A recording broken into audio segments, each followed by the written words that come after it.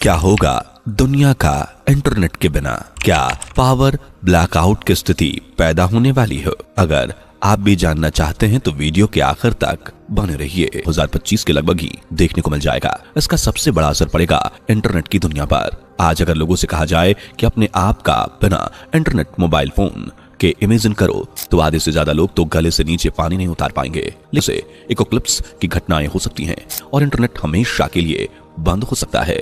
इतना ही नहीं, सदगुरु सहित तमाम भविष्यवक्ता और वैज्ञानिक कम रिसर्चर्स चीजें विस्की इस बात को कबूल चुके हैं कि जब जब सोलर फ्लेयर होते हैं रहते हैं और टेक्नोलॉजी में आज काफी आगे बढ़ चुके हैं।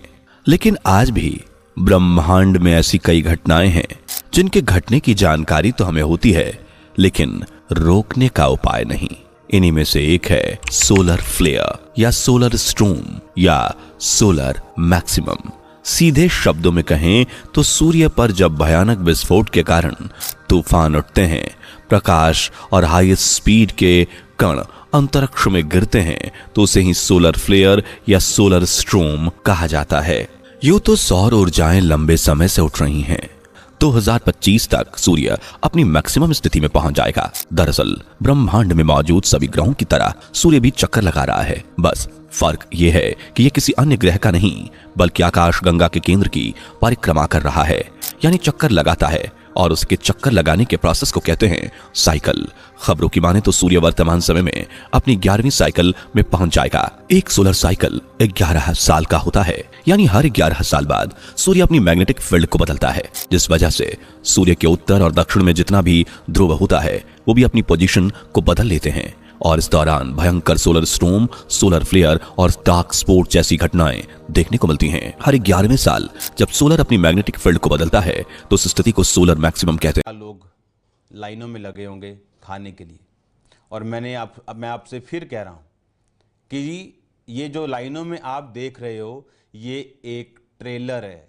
ये आप फिर, जैसे मैंने कहा था कि ये मीटिंग आप मुझे रिकॉर्ड करना क्योंकि ये मैं चलाऊंगा। मैं आज फिर आपको ये कह रहा हूं कि मेरी आज की बात रिकॉर्ड करना, मैं इसको चलाऊंगा। आने वाले समय में आपको इतना तैयार रहना पड़ेगा क्योंकि ये लास्ट वायरस नहीं है। इसके बाद भी चीजें आएंगी और वो इतनी भयानक होंगी कि सरकार को सोशल मीडिया बंद करना पड़ेगा, क्योंकि सोशल मीडिया पे उनकी बीमारी की इतनी भयानक पिक्चरें होंगी कि लोगों को अटैक होने शुरू हो जाएंगे, पैनिक, घबरा जाएंगे लोग, और सरकार को सोशल मीडिया बंद करना पड़ेगा। पर बाइबल कहती तुम्हारा मन व्याकुल ना हो। क्यों? क्योंकि शैतान का मसीही लोगों के ऊपर, खुदावंद के लोगों के ऊपर कोई भी अधिकार नहीं। परमेश्वर, बाइबल कहती है, अपने लोगों से आने वाले समय की बातें करता आया। परमेश्वर ने कहा अब्राहम में से मैं कुछ छुपा के रखूं जो मैं करने वाला हूं। अब्राहम जो मेरा दोस्त है, बाइबल कहती वो अपने दासों पर अपना मर्म प्रकट किए बिना कुछ भी नहीं करेगा। परमेश्वर, जो मैं आपसे कह रहा हूं कि ये सिर्फ एक ट्रेलर है।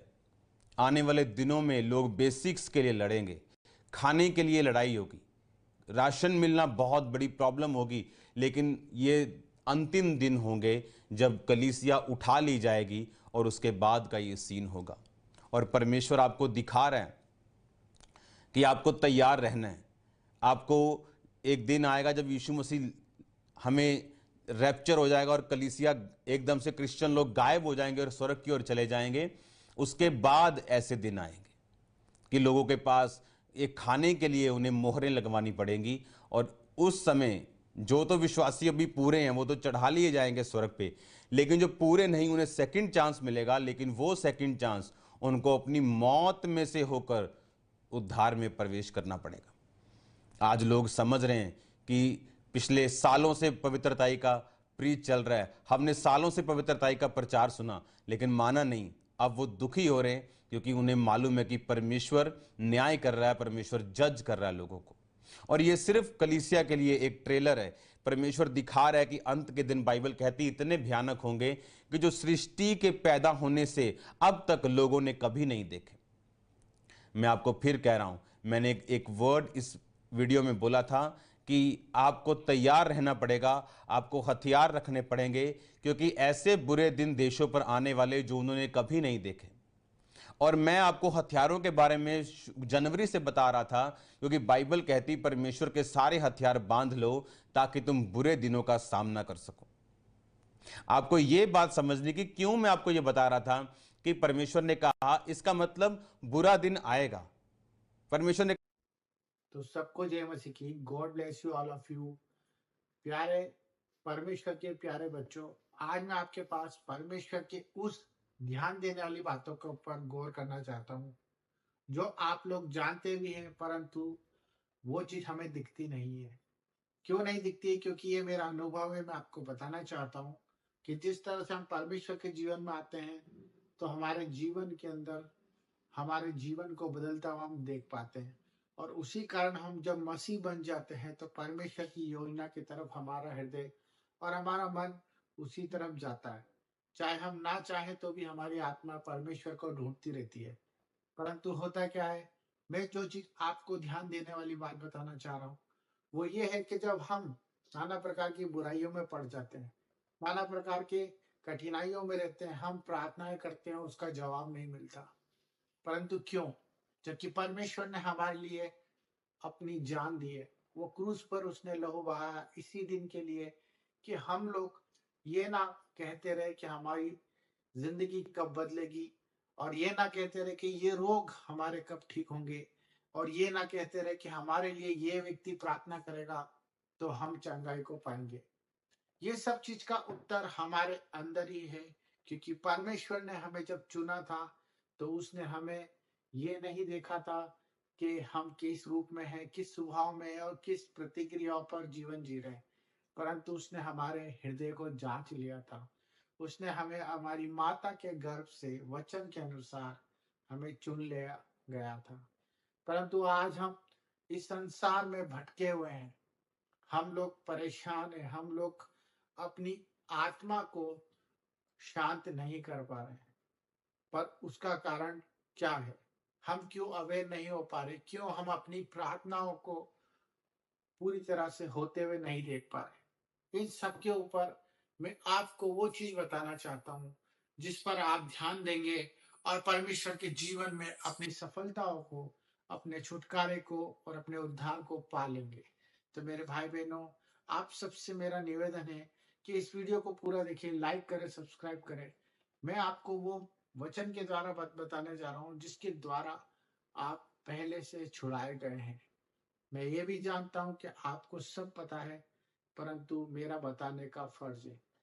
तो जो आज चारों तरफ विषय चल रहा है, धर्मांतर जो चल रहा है, सर्विसेज के बारे में, जो पास्टर ही पास्टर के ऊपर उंगली उठाया जा रहा है, जो आज चल रहा है, आप देख पा रहे हैं कि हम लोग जब मसीहत में आ गए हैं तो हम खुल के क्यों नहीं जी पा रहे, हम खुल के क्यों नहीं बोल पाते, हम अपनी बात, अपना प्रचार, जो हमारी आत्मा हमें बोलने को रोज रोज कोसती है, और हम अपने घर में ही परमेश्वर का प्रचार नहीं कर पाते। मैं देखता हूँ कि बहुत से घरों में परमेश्वर की बात को रखने के लिए भी इंसान मौके को देखता है, परंतु ऐसा क्यों?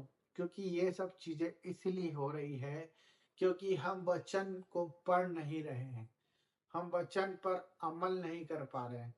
हम प्रार्थना तो करते हैं परंतु वचन में नहीं बढ़ पा रहे हैं, क्योंकि परमेश्वर का वचन यही कहता है कि जो वचन पे चलेगा वही उद्धार पाएगा। जिस तरह यीशु मसीह ने जब उसकी परख हुई तो उसने सिर्फ यही कमांड की कि लिखा है कि जब उसकी रोटी की परीक्षा हुई, उसे राजवैभव दिखाने की बात हुई और उस पर ये बातें कही गई कि तू दंडवत कर और तुझे सब कुछ मिल जाएगा। उसी प्रकार आज हमारी संसार में परख हो रही है, वो हमें बीमारियों में मिल रही है, वो हमें लाचारियों में मिल रही है, वो हमारे पर आरोप लगाया जा रहा है, आपस में हम लोग लड़ रहे हैं। ये सब एक ही चीज का उदाहरण है कि हम अपना उद्धार क्यों नहीं पा रहे, क्योंकि हम वचन पर कमांड नहीं कर पा रहे। हमें वचन को सुनना भी है और वचन को बोलना भी है। हमें सुनने वाले कान तैयार करना है और देखने वाली आंखें। हमें बोलने वाला जीव जो हमारे वचन के ऊपर और हमारे परमेश्वर की हर एक बात को सुनता है और परमेश्वर की हर बात को कहने वाला हो। लीडर होके चलने वाला बनना है, हमें वचन पर अमल करने वाला बनना है, तभी हम परमेश्वर की संतान और परमेश्वर के कामों को होता हुआ देखेंगे। यही हमारा जीवन है। अगर हम वचन को पढ़ेंगे और वचन पर चलेंगे तो मेरे भाई बहनों, आप जो प्रार्थना करेंगे वो सब पूरी होगी। God bless you. Thank you.